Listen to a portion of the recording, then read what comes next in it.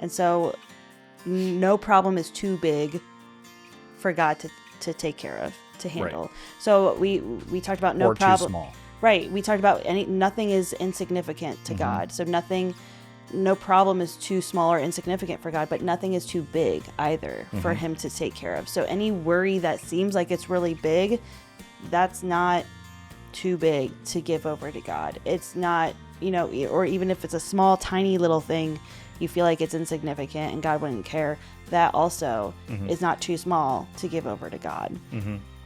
But yeah, it was just, we forget when we're worrying and anxious, we forget that we're redeemed and we don't have to live this way. We forget what Jesus went to the cross for. Yeah. And we forget the power that our God has.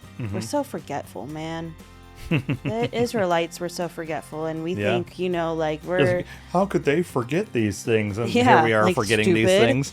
Yeah, Stupid. like you literally saw him part the waters to get you away from the people chasing you that enslaved you for hundreds of years.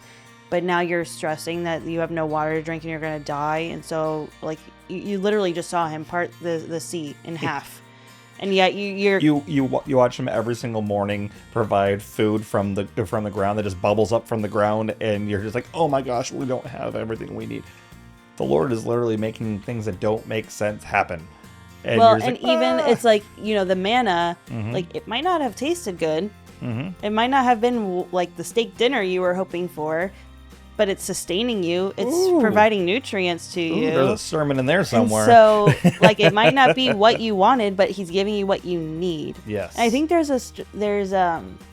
something too where like the Israelites were complaining about the manna. They're like, all you give us is manna. We want meat. And so he sent quail. Here's the birds. He gave them quail, but then like people ended up getting sick, I think, like because they overindulged or something, and like it wasn't as good for them as the manna.